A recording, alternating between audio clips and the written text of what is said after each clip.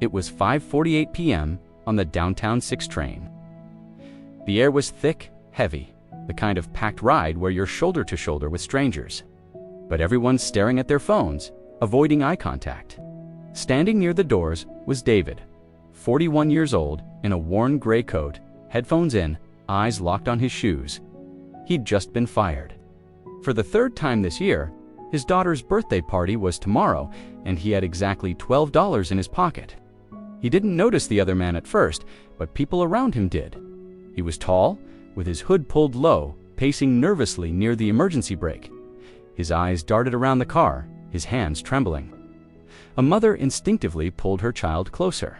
A teenager shifted away, trying to create distance. Then, the man pulled something from his jacket. It wasn't a phone. It was a glass bottle filled with a sloshing liquid. Gasoline. A wave of silent panic washed through the car. People shuffled backward, their whispers spreading like fire. He's gonna light it just then. The train screeched into 14th Street Station, but the doors stayed shut. A signal delay, they were trapped. The man lifted the bottle high. Nobody moves, he screamed, his voice cracking with desperation. This is on you, all of you who just looked away. David's heart hammered against his ribs. The next stop, he could just run, get out, save himself. But then, his eyes caught something on the man's wrist. Old scars, a faded hospital band. And beneath the shadow of his hood, tears were streaming down his face. This wasn't a terrorist. This was a broken man.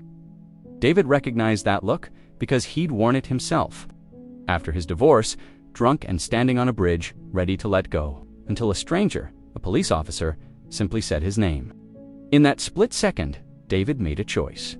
He took a step forward, breaking away from the silent, fearful crowd. "Hey," he said, his voice as calm as a steady rain. "My name's David. What's yours?" The man froze, his arm still raised. A moment of silence passed before he finally answered, his voice barely a whisper. "Marcus." "I've been where you are, Marcus," David continued, holding his hands open and steady. "Alone, angry, feeling like the entire world forgot you existed." Marcus began to tremble violently. "They did forget," he choked out. "No," David said softly, taking another step closer. "I see you." The train lights flickered, casting long shadows across the car. And then, it was as if all the tension drained out of Marcus. His shoulders slumped. The bottle slipped from his hand and rolled across the floor. It was empty. It had just been water. A desperate cry for help, not a threat of harm. David closed the distance between them and pulled Marcus into a hug, right there, in the middle of the crowded train car, in front of 50 strangers. Marcus just sobbed into his shoulder.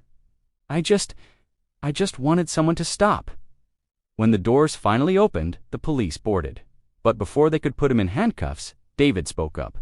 "He doesn't need cuffs," he said firmly. "He needs help," and they listened. Marcus was taken to a crisis center, not to jail. Weeks later, an envelope arrived at David's apartment. Inside was a letter. "You didn't just save me," it read. "You reminded me I'm still human." Signed, Marcus. Tucked behind the note was a photograph of a clean-shaven Marcus, smiling, volunteering at a local shelter. On the back, he'd written, "Now I stop for others." The very next day, David walked into a job interview. He was wearing the same worn gray coat, but this time he wasn't applying for another dead-end job. He was interviewing to become a peer counselor for men in crisis. That old coat no longer felt like a symbol of invisibility. Now, it felt like a uniform of readiness. Because sometimes, the most heroic thing you can do is to step forward when everyone else is stepping back. In a world that so often scrolls right past pain, taking a moment to truly see another person isn't just an act of kindness. It's revolutionary. If you or someone you know is struggling, please know you're not alone and help is available. You can reach out to the National Suicide Prevention Lifeline or other mental health resources. Thanks for watching.